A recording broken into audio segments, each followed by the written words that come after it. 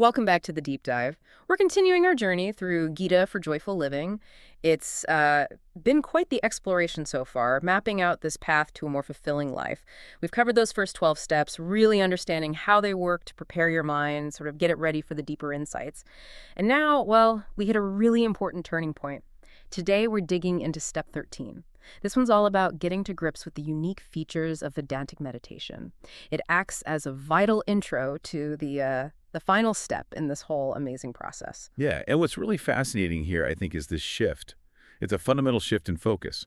We're moving away from just, preparing the ground. Right. Now it's about consolidating everything, taking all that gathered knowledge and truly integrating it, making it part of who you are. Okay, so our mission today then is to really unpack what makes Vedantic meditation different. Why is it placed right here at step 13 in this 14-step journey? And maybe most importantly, why does understanding this step matter so much for you on your own path to joy? Exactly. And to really get the importance of step 13, it helps to quickly remember what came before. Those first 12 steps, they include things we've talked about, like relaxation meditation, Quieting the mind, concentration meditation, focus. expansion meditation, value meditation. Those are all part of the first 10 steps, really. And crucially, they're all done for one main reason: to gain self-knowledge. So think of them as like the essential groundwork, preparing, maturing your mind so it's actually capable of receiving that profound knowledge. And here's the kicker, right? What the sources really emphasize. Without this prep work, even if you're super sincere, putting in all the effort, it just won't stick. The knowledge won't land. It's foundational. Right. Which brings up a key question. What problems do these preparatory steps actually solve? Why are they needed? An unprepared mind generally has two main issues, according to Vedanta. First, it can be full of what are called impurities, things like anger, hatred, jealousy, these kinds of negative patterns. Religions that cloud your judgment. Exactly. And second, the mind can be incredibly wavering, just jumping from thought to thought, which makes it really difficult, almost impossible, to engage in the kind of systematic, steady study that Vedanta requires for any real length of time. Yeah, I like the analogy you used before trying to teach, say, advanced physics to a primary school student. Even if that child is sitting there, totally earnest, listening intently, They just won't get it. they won't gain the knowledge because their mind isn't equipped for that level of complexity yet. Precisely. And Vedantic wisdom, in the same way, just won't make sense, won't resonate with a mind that hasn't done that preparatory work. Okay. But the good news, the really positive part, is that these two big problems, the impurities and the wavering nature, are specifically what those first 10 steps are designed to tackle and remove. Right. So step by step, you refine the mind. And then once that foundation is laid, once the mind is prepared through those 10 steps, we get to steps 11 and 12, which were inquiry and introspection. Yes. And these are aimed directly at removing ignorance itself. The root cause. The root cause of suffering, as the sources describe it. Once that ignorance is dispelled through gaining the right knowledge, then you're ready. Then, and only then. Which leads us right into step 13, Vedantic meditation. And here's the big shift, isn't it?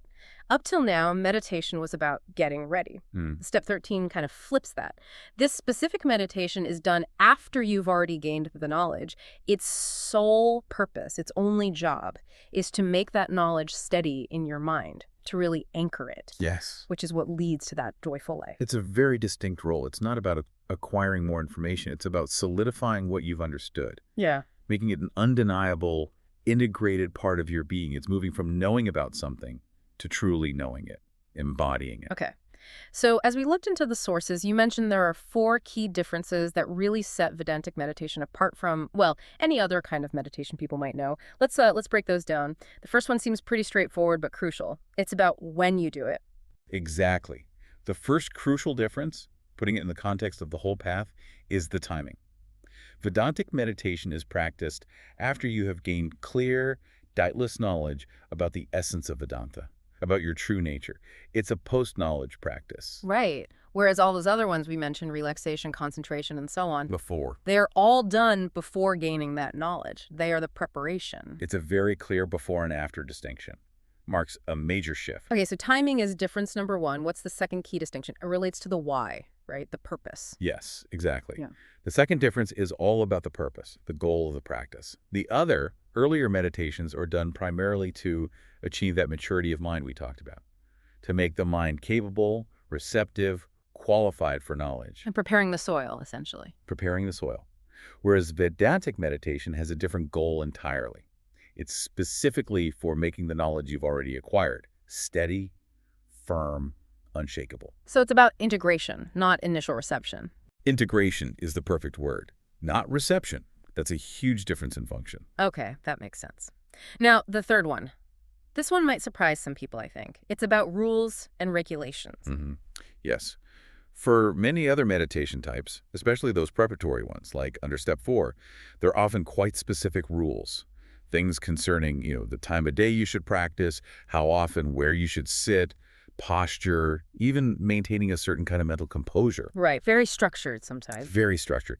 But what's fascinating and maybe liberating about Vedantic meditation is that those kinds of strict rules, they simply don't apply here. Really, no rules. Not in Yeah. the same required sense. You can do Vedantic meditation in whatever way is convenient for you. Sitting, walking, lying down. The focus isn't on the external form Why is that? Why the difference? because the work isn't about disciplining the mind in the same way anymore. The mind is already prepared. The work now is about dwelling on the knowledge, integrating it mentally. So, while you can choose to follow certain structures, if you find them helpful, maybe sitting quietly at a certain time. Okay, so the option is there if you prefer it. The option's there, absolutely. But it's not a requirement for the practice itself to be effective. The core is the mental contemplation of the truth you've learned. That's quite freeing, actually. It takes the pressure off the performance aspect of meditation sometimes. It does. It aligns with the freedom that the knowledge itself brings. Okay, timing, purpose, rules. What's the fourth difference? This sounds like it's about the payoff, the benefits. That's right. The fourth distinction is about the specific benefit you gain from each type of practice. And the sources are very, very clear on this point. The only intended benefit of Vedantic meditation is to gain steadiness in the knowledge. Full stop. Just that one thing, steadiness and knowledge. Steadiness in knowledge. That's its sole unique function and benefit. A singular focused outcome. Okay, but for the other ones, the preparatory meditations. For those, you generally have a choice of 2 potential benefits, according to the sources. You can do them either for that primary goal of refining the mind, making it ready for knowledge, Which is their main purpose in this path. right? Or you could potentially practice them just for gaining various incidental benefits, things like, reduced stress, better concentration for daily tasks, a sense of calm. Sort of general well-being benefits. Exactly, general well-being. But Vedantic meditation isn't for those incidental benefits. Its laser focus is on making that profound self-knowledge you worked so hard to gain through steps 11 and 12. Inquiry and introspection. Making that knowledge a steady, constant, unwavering part of your lived reality. Cementing it. Wow. Okay, so those 4 differences, timing, purpose, rules, and benefits, really highlight how distinct step 13 is. So wrapping this up, what does this really mean for you, the listener, on this path? Step 13, by shining a light on what Vedantic meditation truly is and isn't, shows us something important. It shows that the road to joyful living isn't just about learning stuff, acquiring knowledge. No. It's about truly making that knowledge yours, letting it sink in and transform you from the inside out.